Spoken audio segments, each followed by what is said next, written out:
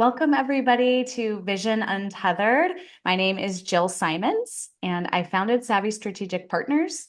We are a full-service fractional C-suite executing vision, increasing business value, and helping founder owners realize freedom. Today, we explore conversations with the incredible visionary and business owner in front of me, delving into the true meaning of being untethered. Too often, business owners find themselves tethered to and held back by their business. The business, as a result, is essentially held back and can't operate independently of the founder, stifling innovation, expansion, and long-term growth and sustainability. We will authentically unpack some of the biggest mistakes in business and in life, strategies to overcome them, and identify together the saboteurs that keep many of us tied down. Today, we are joined by Crystal Stokes, founder of Full Circle Lab, a renowned leadership and performance coach with a unique focus in the veterinary industry. With a background in psychology and a deep understanding of the challenges faced by veterinary professionals, Crystal helps individuals and their teams unlock their full potential. Her holistic approach integrates mental, emotional, and physical well-being, empowering veterinary leaders to achieve sustainable success in both their personal and professional lives. Crystal, thank you so much for being here today and joining me. I'm excited to have this conversation with you. Me too. Thank you for the great introduction, Jill. Oh, yeah, of course. Thanks for being a rock star. Um, First and foremost, I want to know, what is your purpose and passion? Having worked with you, 2 years, a year and a half ago or so. I know this, it just resonates in how you present who you are in your company, but want to know your purpose that brought you to the business and the industry that you serve. Oh, absolutely. Mine was a personal story. So I'm a victim, you could say, of the kind of the cyclical nature of veterinary medicine, which was what motivated us to name the company Full Circle Lab. So the story goes that those of us who love veterinary medicine enter into the profession full of passion and drive. We want to save all the animals. We want to do great medicine. Top of the circle, just feeling awesome. And then through a series of events, things happen in life and in work that drag us down to the bottom of that circle. And the bottom represents either leaving the industry, which is what I did, or leaving life. So veterinary suicide rates are very, very high. We exist to prevent that from happening. We want to keep people at the top of that circle. If we meet individuals or companies that are sliding towards the bottom, we are very, very responsive and quick in action to help get people back up to the top. So my purpose, the purpose for our business and why we exist is really, I wanted to build something that I wish I had had. If there had been someone to intervene when I was going through that time in veterinary medicine, I would have never left the industry. And it took me almost 15 years to come back to the industry. I never thought that I would return to veterinary medicine, but it's always been my home. I love veterinary medicine so much. So I think about all the other people out there that might be leaving the industry or leaving life. It's really preventable. And we want to make sure that message is loud and clear, that there are tons of solutions, and we are here to help you find the solutions that work for you. Yeah. Yeah, literally a matter of life and death in that industry or medicine in general. So Yeah. such an empowering story. A Mhm. lot of what you do too, and talked about this in your intro, just incorporating the mental health aspects and, coaching through, and a lot of it is therapy too. Can you speak a little bit to how you incorporate your background and expertise as a therapist and how you bring that to your work to really serve the mental health needs? When I look at my journey, I think there's a lot of serendipity to the fact that I left veterinary medicine, had a major quarter life crisis, tried going the human medicine route, thought about all sorts of things like becoming a physical therapist. I thought hard medicine, hard science was my path, but something didn't fit. And so going through a lot of therapy myself, the journey ended up me falling in love with therapy and wanting to know, how does that work? It's so Mhm. mysterious, like help a person go from this way to evolving so deeply. Mhm. So my own journey of becoming a therapist was very, very healing. And then wanting to be able to bring that to other people. Veterinary medicine, the approach we take with our work is actually, we don't technically provide therapy, but over half of my team have a clinical background as social workers or myself as a therapist. So what I Right. find is that having professionals that are very knowledgeable in mental health is extremely beneficial in what we do, which is more of a coaching and consulting capacity, because we can spot Mhm. red flags and early warning signs We're also great at finding referral sources and where to send them that will actually Yeah. be helpful, because I think there's the mental health scene right now, in my opinion, is a hot mess. People are, on Hmm. their phones trying to find a therapist, trying to go through their insurance. Then they message somebody and they're not taking new patients, or they try the therapist and it feels like a mill. They don't really feel like they're getting the help they need. So we also try to help find resources that are truly going to move them forward and marry that together with the coaching and consulting that we do. So just having a finger on the pulse of a team's mental well-being, I think that gives owners and corporate leaders a lot of comfort knowing that you Right. have trained specialists with an eagle eye to these early warning signs, whether it's an individual or a whole team. Sometimes you have like system-wide issues of like apathy and burnout and compassion fatigue Right. in. So we want to nip that in the bud. We don't want to get anywhere near those days where we have to worry about a potential suicide. We want to stay miles away from that. So I think that Yeah. clinical background is just a depth of understanding that can provide a higher level of comfort and confidence. Absolutely. How have you learned over the years to train and teach leaders in that field that this is more of a, I mean, obviously the burnout is real, right? But burnout happens, it's a slow burn, right? So teaching that more from a preventative standpoint in that industry to get ahead of that before there's warning signs of the stress, fatigue, burnout within the organization. Oh, I love this question because it's something I really like celebrating. Our team, we Yeah. celebrate a lot. Like we get a win, we're like, when we celebrate. So I'll tell you a little story. Yeah. This one. There's a group that we work with in Texas, and they came to us.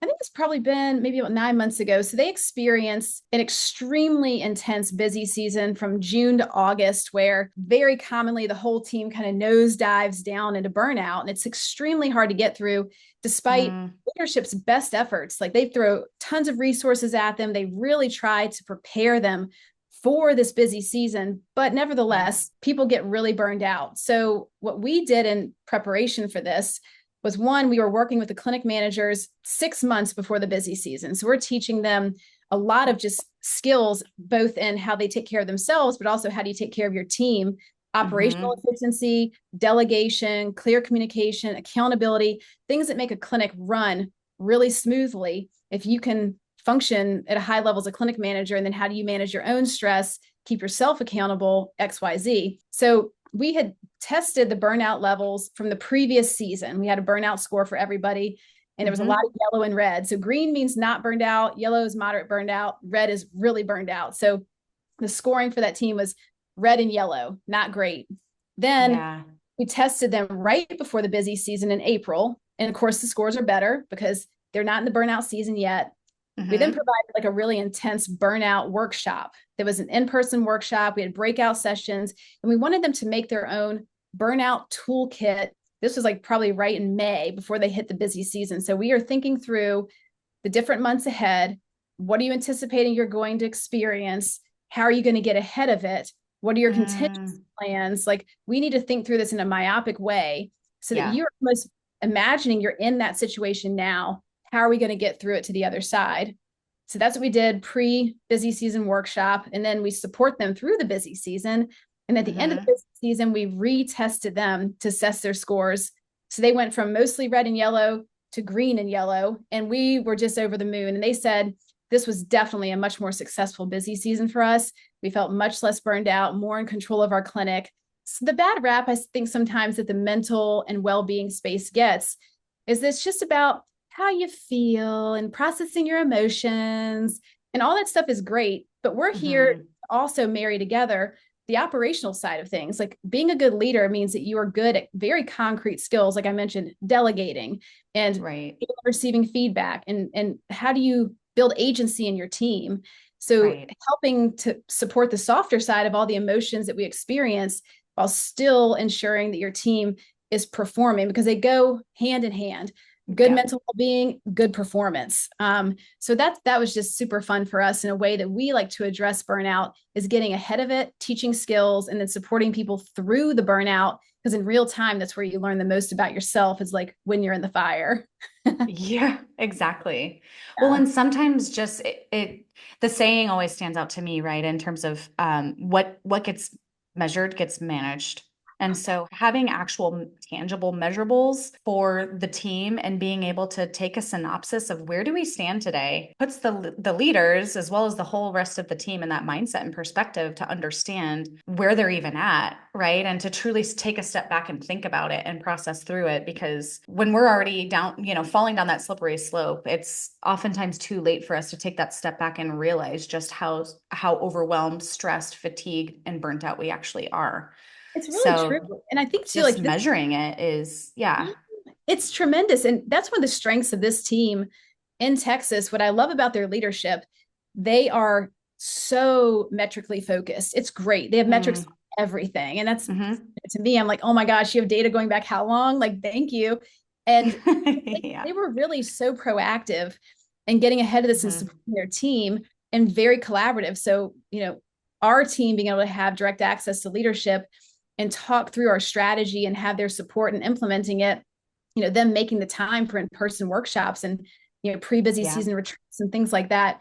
That kind of leadership, it's tremendous if you want to have a successful team. And they really go above and beyond to take care of their clinic managers and really their whole team. It's really It's impressive. amazing. That's Mm-hmm. amazing. A success story for sure. Yeah. So, going from the world of veterinary medicine for you individually to then an entrepreneur, a business owner, managing people and a team and clients and all of that, how can you share, that story in terms of how you evolved to business owner and then the practices, disciplines that you've had to put in place to keep yourself from burnout in a totally different realm, right? I Like you're trading one stress for another huge stress, but how you maintain, yeah, the steps you took to maintain freedom as much as you could through that journey. Oh, I love this question. I really think that I was born to be an entrepreneur because I've never fit well into traditional molds ever. All the Hmm. jobs I gravitated towards. So I've worked ever since I was 15. I usually held multiple jobs. I had 40 hours a week through undergrad. Just I love to work. I'm a workhorse, but I like to work in my way. It's always been, I'm a bit stubborn. So, Hmm. and forming Full Circle Lab, it started off slow because I was previously running my own company as it was a hybrid of therapy and coaching, just to any human in any industry. So it's kind of like working in corporate settings where you work with leadership and you're just helping leadership perform better and manage the stress of their days. So it was more vague what I was doing, but I really, Hmm. and getting back into vet med was actually accidental. There was a veterinary suicide. I was contacted for support, and that opened my eyes to what? There's a bunch of suicide happening in vet med. Like, I didn't know about that. And as soon as I knew, it's almost like Hmm. a portal had been opened up that I had to go down. So over the course of about a year, I just transitioned all my work from my previous Hmm. business of hybrid of therapy and coaching over to vet med. And very quickly, it became too busy for just me. And I went, oh crap, there's so much Hmm. work to do, so much need. I need to expand. So at first, I was just looking for other people that were sort of like me, that were, therapists that were trained also in veterinary medicine. So that naturally led me to the veterinary social workers. And it was just like in the blink of an eye, all of a sudden, I have a pretty good sized team. Yeah. I have a hybrid of DVMs, the veterinarians who are certified Yeah. coaches because they understand certain things that a social worker might not. They've gone through vet school. They know what it's like to be in the clinic. They've Yeah. experienced all these things that you don't know it unless you've been there. And then we have the social workers who Hmm. really also understand the clinical settings. They work in clinic, but they also have the therapeutic background. So it's a beautiful, well-packed team. But what I found for me to be hard was, so that maybe it was a book that I read. It was called Built to Sell. And I liked Hmm. it for the business principles. They identified that one of the biggest problems for companies as they grow, the founder, if they're not there, everything falls apart. And so I was trying to imagine, like, if I needed to remove myself from the company, if I got sick or something, could this still exist? Because I want Full Circle to exist in perpetuity. I want veterinary Hmm. professionals to get help with or without me. So that's still a work Hmm. in progress, but it's gotten better, which is hiring really talented, ambitious, amazing, dedicated people that I Yeah. feel that even if I had to step away, that they'd want to keep it going. That was one. Another one was getting like processes in place. That was something you really helped me with, was identifying, like, the way I started, it was just like, I do it. I'll just tell you. Now you do it. Or I had people that are so good at Yeah. running sessions and they're just naturally accountable like I was, Mhm. self-starters. I didn't have to do a lot of hand holding, but Yeah. as we grew bigger, standardizing processes, which you and I talk so much about, from the back end of how the company Mhm. operates and behind the scenes, as well as forward facing processes of how's a new client onboarded, Yeah. what are the documents they get, like what are the steps, and then Right. figuring out the people in the background, like, assistants that can help me with a lot of the back end administrative stuff that I Yep. don't like to do. And that's been lovely. It's just like Anna on our team. If you check our website, she's been with me for years. She's Yep. so reliable. She's very consistent. She Aw. has an eye for detail. So I just try to surround myself with people that are smarter and better than me at a lot of things and Mm. letting them run with it. So I think the things that have helped me maintain degrees of sanity and freedom, because I have to have freedom like every entrepreneur, like we're wild at heart. I'd say the things that have helped me would be definitely hiring really talented people and just letting them off their leash. I Yeah. don't know how to micromanage. It's just like I don't, it's impossible. I Yeah. can't. So letting them do stuff. If there's a mistake, whoopsie, we'll figure it out. That helps me a lot. Standardizing processes so they're easy for us to be on the same page and you can just refer back to them. And I think really high levels of communication. I think most of the people on my team Oh, are, for sure. they love to communicate. We have our Slack going, we Slack each other all the time. So we're just always in the loop and we Mhm. feel like there's a high degree of psychological safety. So no question is a dumb question. Yeah. There's just feel free to ping me for anything. So we have a lot of openness. The last thing would probably be truly just staying in love with my work. Like if I have a client, like a hospital that I feel like is draining my soul, we're not meant to work together, Yeah. and knowing when to cut a relationship. So we check it Mhm. with my team members to make sure we're not edging into the dark side of burnout, of doing work for the money, not for the heart, because there's so much work to be done. We'd rather work with hospitals that share the Yeah. same values and also the pace. Like we like to move fast. And I've noticed with some corporations, they're like, let's go slow. And I'm like, we're probably not the team for you because we want to get in there and do our job. And we don't need to See have the impact and we, conversations, yeah. Yep. like, well, so I think those sorts of things of knowing our lane, how we like to Yeah. operate, working with the people that we're meant to work with, and referring the rest out has also been really helpful to our happiness, Mhm. the joy in our work. Yeah. Oh, I love all that. And that's foundationally what the podcast is about, right? Is being tethered. And so tethered in a way that you're held back from growth, but also the business is held back if it's solely dependent on the owner and the founder. Yeah. So that is what it's all about. And I would love to be in a team meeting now with the growth of the team that you've had. And how psychological safety is practiced and expressed in a room full of veterinary therapy trained It's so like fun. Like we've changed it up over time because originally our team meetings were very structured. We'd have like an agenda, yeah. the different clients we were working on, the pain points and growth plans. And then we've discovered like we also really have a need just to be together in a less Aw, structured way. So we yeah. shifted to having team meetings where there's a much looser agenda and there's more of the team building for us of who are we Hmm. and what's going on in our life at large, not just within our Yeah. work. And then we have fun Practicing what you preach as a needed. team to then Yeah, be able to carry that into the clients you serve. Yeah. that has been Aw. really helpful because it kind Those of would feels probably like be, the productivity part of my brain is like, isn't that wasting time? Like we're just talking about our feelings and we're talking about our dog or the kids or whatever.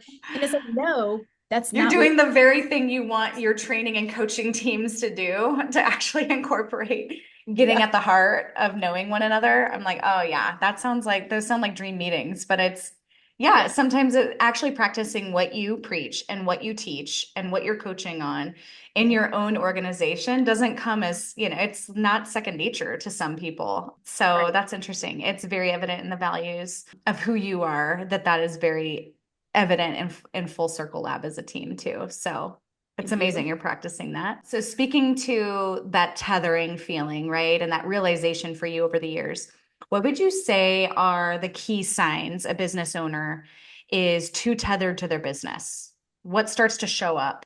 And how does it impact their ability to grow? I'll just speak for myself. Yeah. I think signs for me, one is like, I just can't turn it off. If I'm thinking, Hmm. so a typical workday for me, sometimes it starts around 5 or 6 in the morning because I have clients on the East Coast and I love early morning meetings. I don't mind at Hmm. all. This morning I was on at 5 a.m. and there was an owl cooing outside. I'm like, this is the coolest meeting ever. Like there's an owl hooing and I'm with cool people. And then my day might end somewhere around 5:30 or 6 with West Coast clients, but always in the Mm-hmm. middle of the day, I have a chunk that's for me. Like I played tennis today. That's my chunk. So I think that when I'm feeling too tethered to my business, it's all work and no play. There's just no room for anything outside of work. That's a major red flag for me.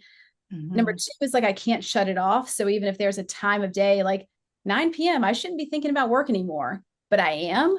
And there's not like mental space to think about nothing at all or to think about bunny rabbits or to think about my partner or whatever.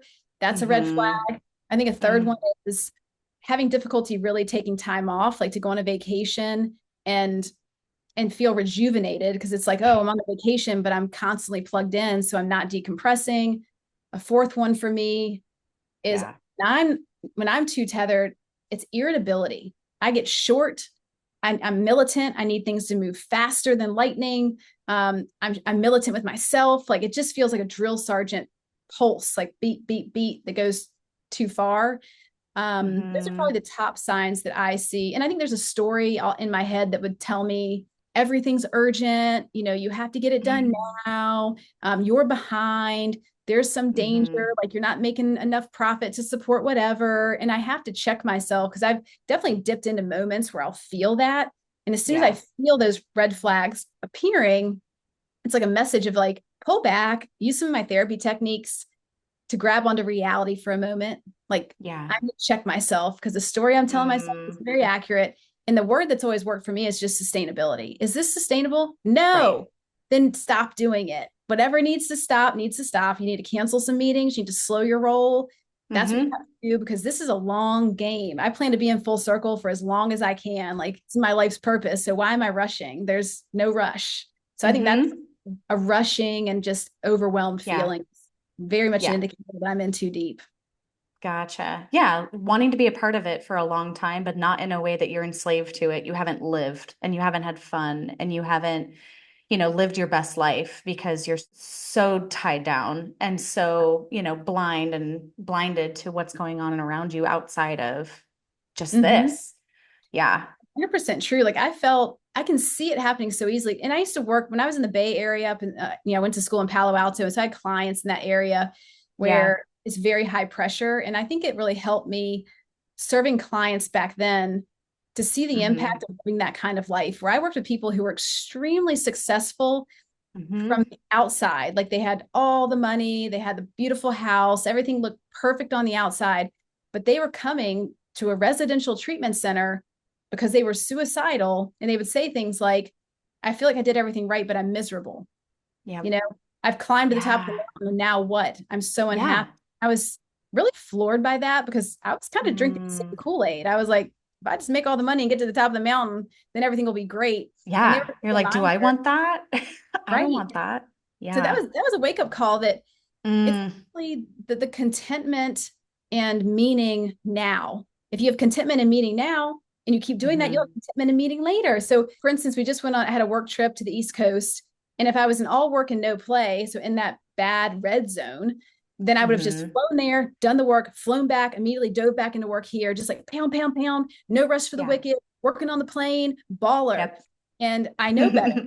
That leads to bad things. So instead, I flew there and did the job. Then I took some time off and drove down the coast to see my family, drove down the coast a little more and saw friends from middle school, then went all the way down to Florida and spent some time on a beach. And then I came home and did work. And it's like, Yeah. I can do that. Like it's possible to take a few extra days off to recharge and replenish so that I can go hard when I get back and feel good about it instead of feeling Yeah. resentful. Exactly. Gosh. Yeah, it kind of makes me think of, and maybe this is due to recency too. Have you seen the Netflix series Made? No, is it good? It's amazing. I mean, heartbreaking too. All this story of, this woman fleeing an abusive marriage with their young daughter and trying to never had really a career, like they had a baby at a really young age. And so it's all her journey of the first thing she finds, going to a social worker and trying to get support, literally coming off the street and just trying to be in shelters to try to, get her feet on the ground as a maid, working for this maid service, it's homemaids, like house cleaning for these rich, super wealthy entrepreneurs. And there's this one story in connection that was kind of one of those wake up call kind of viewpoints too of this. They sit down at the table together in this really raw moment on Thanksgiving where she comes home separate, this, wealthy entrepreneur, legal, some sort of finance background, like this immaculate house she's been cleaning. She was supposed to be gone, and the maid was pretending she lived there and like had a glass of wine and was just trying to feel some remnants of like value and worth, right? And the woman gets home, surprisingly, and they sit down and have this conversation. And the woman sits down at this dining room table that cost her $8,000 that she's never ate a meal at, right? And is like, I've never had a meal at this table. Costs $8,000 just for this table to sit in this room. And she starts processing through her life, as if it's a monologue. And I found that really interesting. It's like she never stopped, constantly climbing to the top of what this, this mountain and this summit experience is supposed to be like to prove her worth and her value in this world of existence. And here questioning her existence altogether, why she's there and why she did it and what's next, right? Incredible. Yeah, that's the very thing that it just reminds you, that your identity cannot be wrapped up and tied up in how hard we work, how esteemed success might look like and how successful or not we are, that we're so much more than that, be outside of that. Definitely. I'll add to that. Like I lived in Europe for a few years and it was extremely sobering because it was right after Palo Alto. So I was hot in the Kool-Aid, like climb the ladder kind of culture. And in Europe, I remember they would just, it happened so often. I was flabbergasted, but they'd say things to the effect of, what's wrong with you all over there in America? And I'd be like, what do you mean? They'd say, why do you work the way you work? Like, you don't get it. Like, you never take vacations. You don't have time for your friends and family. You don't take care of your health. Like, are you all dumb? It's kind of like that kind of flavor of comment, very direct. It's accurate because I couldn't answer the question, like, why don't we? So there, it's more of a socialist too. I think that makes a big difference, but they do not value working more than is necessary. They think that's like, why would you drink more water than you need to drink? Like it could make, why would you eat more food than you need to eat? Why would you do anything more than you need to do it? Like you just work some, you keep it in balance, then you're with your family and then you have a vacation and then you do sports and everything is more of a, a little bit of everything goes a long way instead of, if they see someone overworking, they think there's something wrong with you. They don't think, oh, that's good, you're so ambitious. They think your marbles are like, you lost a few marbles if you're working too hard. And that was interesting to think through. I think what helped me too is like in becoming a therapist and also in different types of coach training, we talk a lot about the different pillars of life. And we look back on the research that's been done with the people who are dying, and they serve people who are dying and they ask them a series of questions. And what comes to the surface of these questions of what they regret the most is that they didn't spend time with the people that mattered. And they spent too much time on things that really don't matter. And that lands for me of thinking, what is the equation of winning in this moment? Like for me, winning means I have time abundance. I'd rather be time rich and money poor than the other way around, to have the time to be able to be present with people I love and to be in nature, do fun physical activities and to have some adventure and to do purposeful work that lights me up. That to me feels like I just won the day. A day of 12 hours grinding it out, making some money. I only won in one category, I guess, but I sacrificed all the rest. And that's not winning. Yep, exactly. Preach it. I love it. And I love that you teach that, right? That is your focus and what you bring to the businesses and organizations that come to you for help. There's being tethered from the personal standpoint, us in the business, right? But can you speak to how being overly tethered or the business dependent on you or founders in general, right, affect the long-term value and potential growth if everything is dependent on the founder? For sure. Like I'm still guilty of this. I will admit it. Like I know if I get hit by a bus, God forbid, it'd be hard for Full Circle to keep going at this point. So I feel like there's a transition period. Like when the business gets to a certain point, it starts to make sense to pull back more and more and really get those right players in the right seats. I also see it, I'm just thinking of different hospitals I've worked with, primarily private practices or privately owned, and seeing how, so an example will be a veterinary clinic where you have, let's say, three founders who open the clinic together. And it ends up that they're working 60 plus hours a week to keep the doors open. And because that's what it takes. Like, they need to serve clients. You need to make that money. You usually take a lot of debt on to start up a clinic. It's really expensive to outfit a building, get that team hired.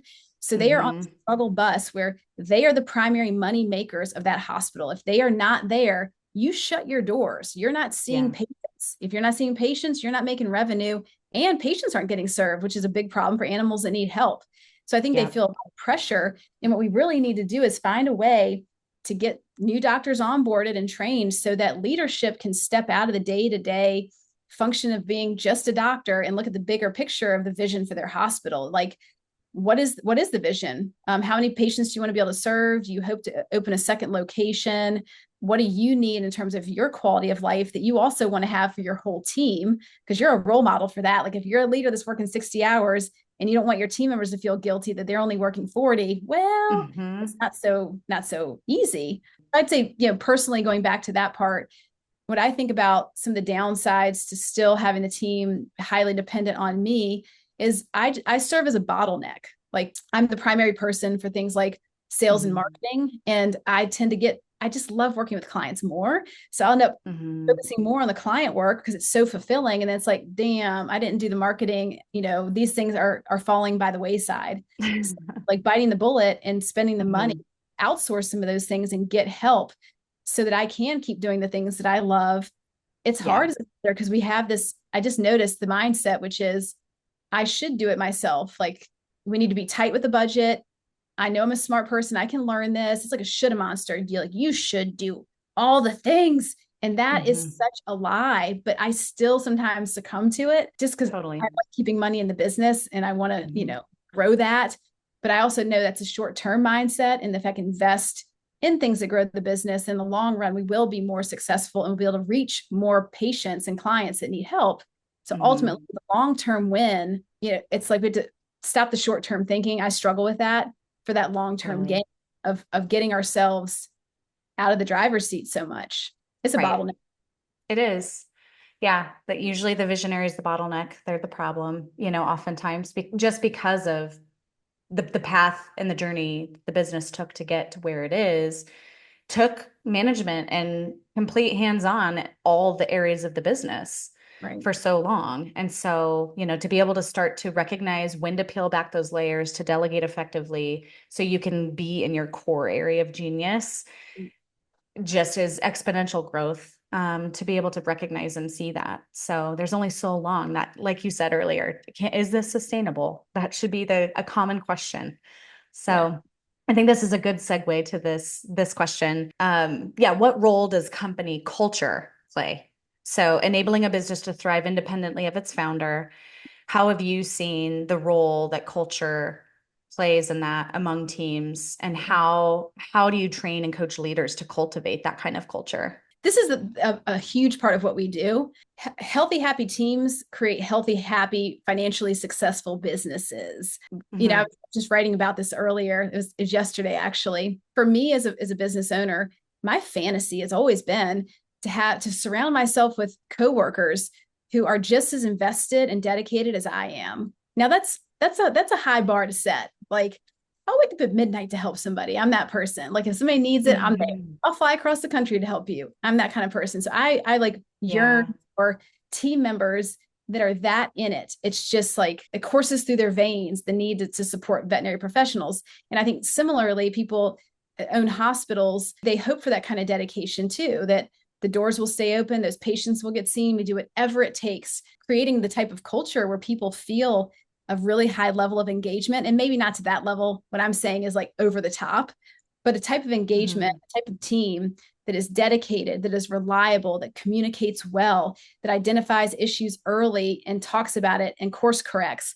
that is adaptable to change, that is resilient.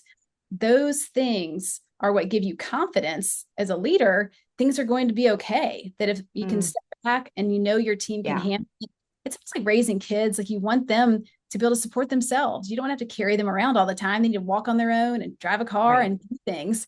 And I think similarly with a team, cultivating a strong culture of accountability and engagement, that's where you win. And it's so rewarding and also kind of relaxing when you just see team members start to shine, those ones that they want to take over things, they want to own Right. the lane. And by giving them that agency, they start to bloom. And also there's Yep. trial and error. There might be people that you think have it in them, you let them off their leash and they destroy it. You're like, oh, Yep. they don't have it. So we might need to give them extra training or extra resources. Hmm. Like Right. what would they need? Or they might need to pivot to a different role that's a better fit. But I think just having Hmm. an mindset of creating a culture of growth and accountability and agency, all those things, infinitely important. It's just Yep. that is the sauce of what creates success and profitability Hmm. run. Yep. Yeah. Yeah. It's one thing for you as a founder and business owner to take your foot off the gas and to be able to recognize and have that awareness of that need. Mm-hmm. But if that's not fostered and cultivated in the culture from the people that you've brought in with you, then you're only halfway there, right? It cannot sustain beyond that if the rest of the culture isn't geared toward the same goals and vision and growth and recognizing that need to allow everybody to shine in their unique ability and being in the right seat and being a part of something beyond themselves. So Absolutely. it's It's it's great. yeah, you can't, who can you let go to if you haven't fostered and created that in the culture? So that's so spot on. Thank you. So what advice would you give to business owners who are struggling to let go, to trust their teams to take on more responsibility without compromising their vision? God. Well, I mean, my first thought, I don't mean this to be a sales pitch, but I think working with someone like you is very helpful. I remember the work that we Mhm. did together. It's just illuminating to start to take apart. It's almost like when you go to the doctor and you want to be diagnosed so then you can have a treatment plan. I think that people that have the Yeah. fractional COO role are really good at that diagnostic portion of let's just look at all the different aspects of your business and we'll find out where you're strong and where you might be weak. And then Yeah. having that kind of very like I guess, pragmatic approach of just looking at it with clear eyes. Take the emotion out of it. Let's just look at it like a mathematical equation of where am I too involved? Where am I maybe not involved enough?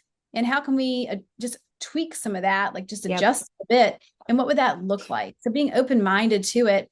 And I do think that intuitively, as business owners, we all know, we're too involved. And I think having a trusted person that you can talk to and you and I had plenty of these conversations because there's an emotional component to letting go, right? To be able to talk through the fear and the anxiety and the what ifs and also have a Yeah. contingency plan. What I always say to myself is that I can let go of this and give it over. And if it doesn't work, I can take it back, right? Like I can always go back to Yeah. controlling everything. It's just right at my fingertips. So Yeah. remind ourselves, we can always go back in our little tiny Worst box. case scenario, just take it all back. Yeah. So I think, but having a person to work through that with and just try not to go it alone because inside of our own head is an Mhm. chamber. That is, that's the part I love most about having a team is to be out of my head and to collaborate and Yes. new ideas and fresh perspectives. So I think that is one of the biggest things I'd recommend to my younger self and current self is just Mhm. keep having those people in your corner to call you out and listen, and just Yeah. be ruthlessly honest with yourself about it and go outside of your comfort zone, like just a little bit out is that's where growth happens is just outside of the comfort zone is where we need to go in order for things to go to the next level. Absolutely. So Yeah. good. That's so good. Thank you. You're So, to welcome. learn more about Crystal and her transformative work and team at Full Circle Lab, head over to fullcirclelab.com. You'll find detailed information and background, leadership and performance coaching services in the veterinary medicine industry, and learn more about their holistic approach and making a significant impact in that industry. Crystal, thank you so much for being here. So good to see you. And thanks to our listeners as well. We will talk to you next time. Sounds good. Thank you, Jill.